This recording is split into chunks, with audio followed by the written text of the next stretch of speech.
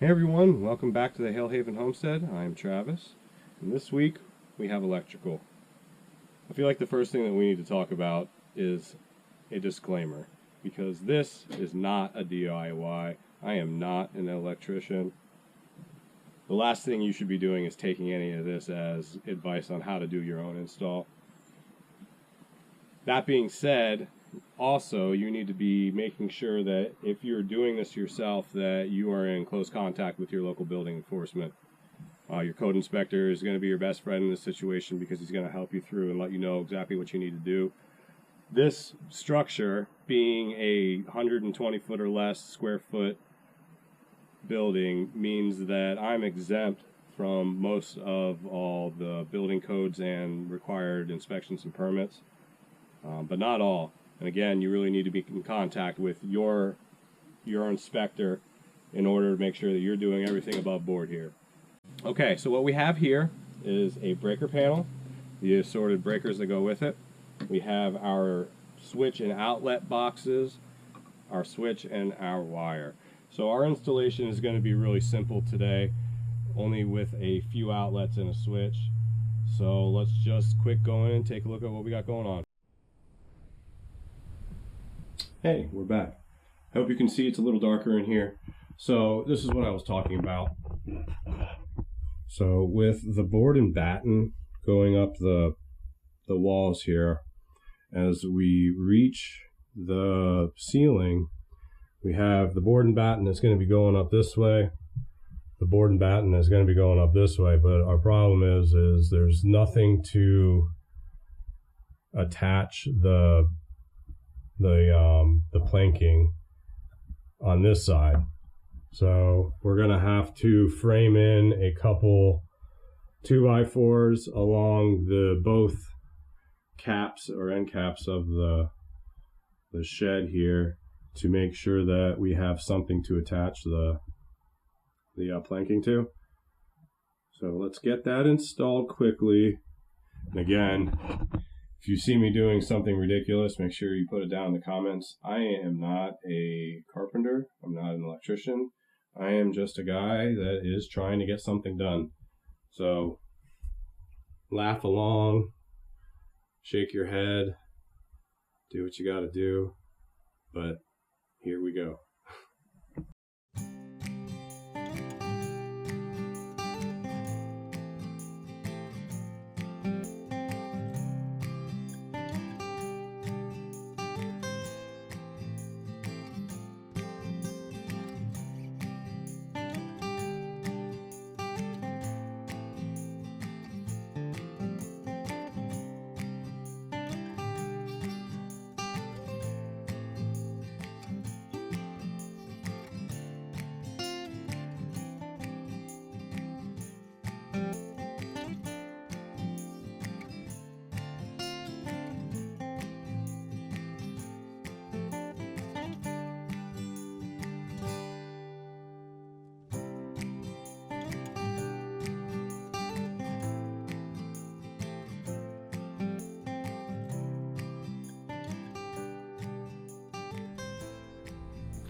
Okay, we have this one complete again. It's all done.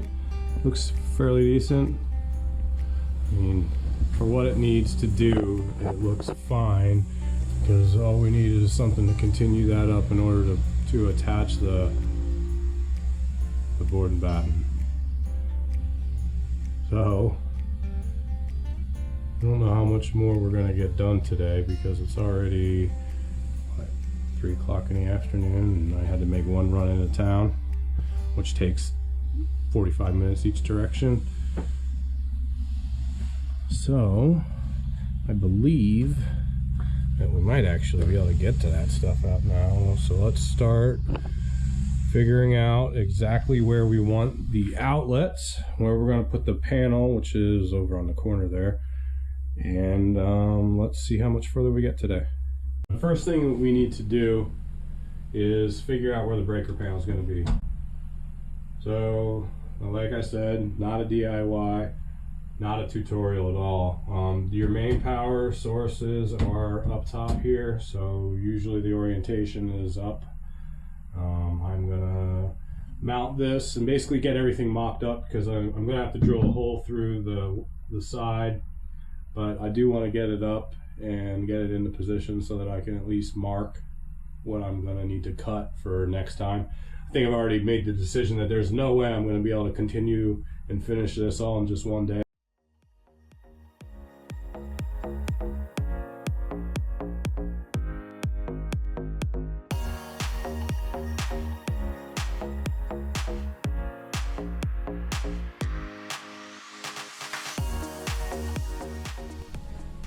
And I guess I'm only going to put 2 in for now.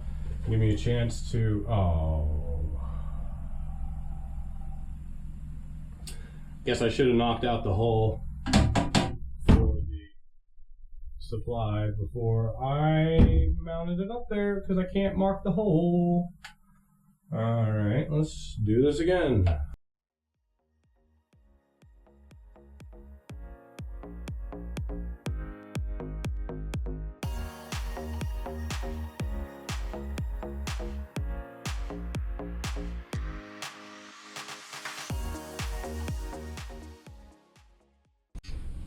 Oh, hello. Welcome back.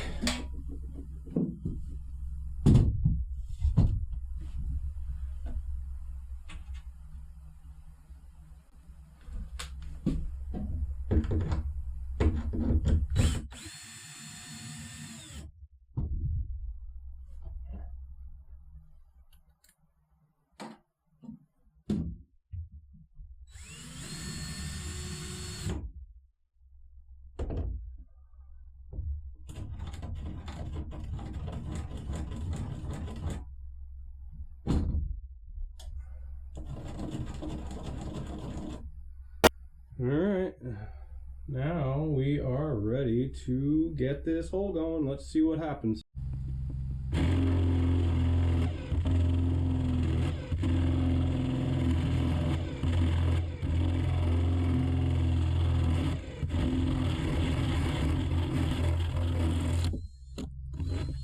Whoa, dude. That was not the same place you said.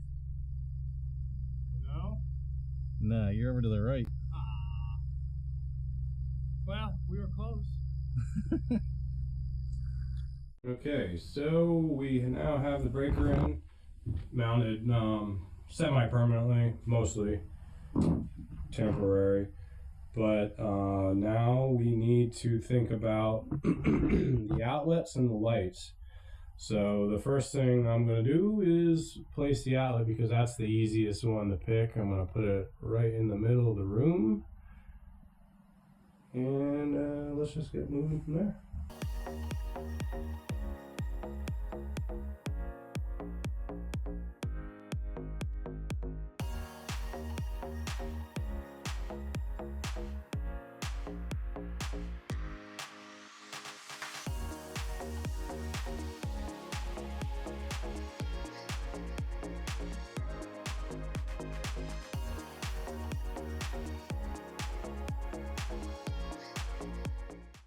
It's that easy. Sorry about the banging, there's nothing I can do about it. So the next thing to do is just put these other outlets kind of wherever we want. Wherever their happy place is, we're gonna find it. Where's this little tree wanna go? Oh, hi. So we're gonna just put an outlet right here in the middle under the window, because we're gonna have probably the propane wall mount heat over there, and then on the behind me here is going to be where the potable water and the water heater and the pump are all going to be built into like a cube on the ground. So we need an outlet. So typically they can do whatever you want, but I am going to put them right at around 12 inches. And what? 24 would be right there. Yeah, I'm happy with that. Is it worth measuring inside what the outlets are at? Maybe, let's go do that. Don't go anywhere.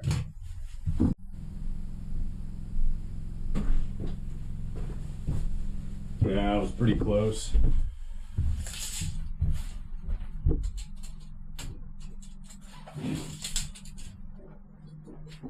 Middle of the box will go here. That's just a case of trying not to hit yourself.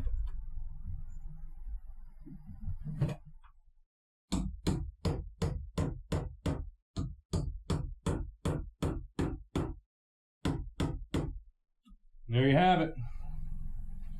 Wash, rinse, repeat. Let's do a couple more. Having the incinerator toilet and sink on this wall makes the placement of the outlet predictable. The switch just inside the door finishes the basic placement of the electrical elements. Then it's really just a case of wiring everything up.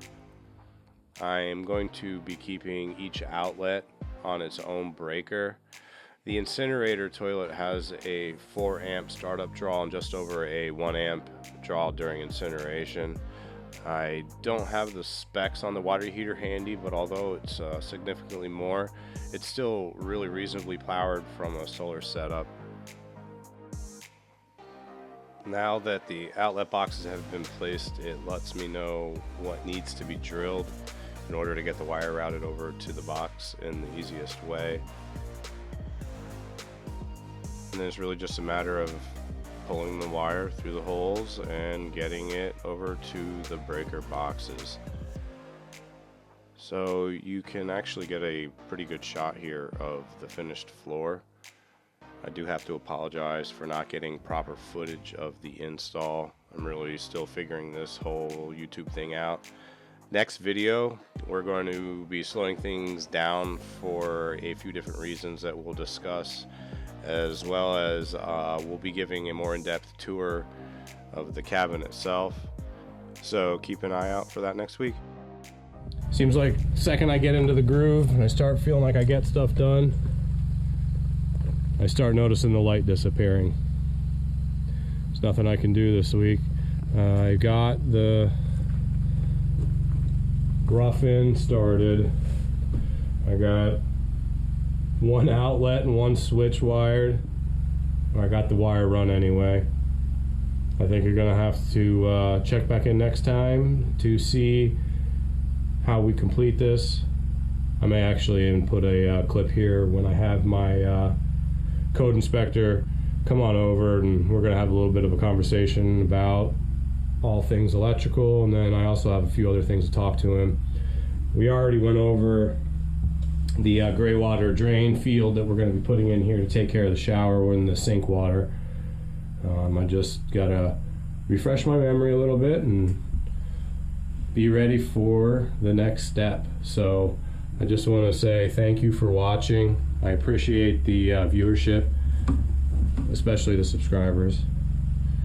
It's kind of amazing that there's anybody out there that's interested in seeing this, but here we are. So again, thank you, and I will see you all next week.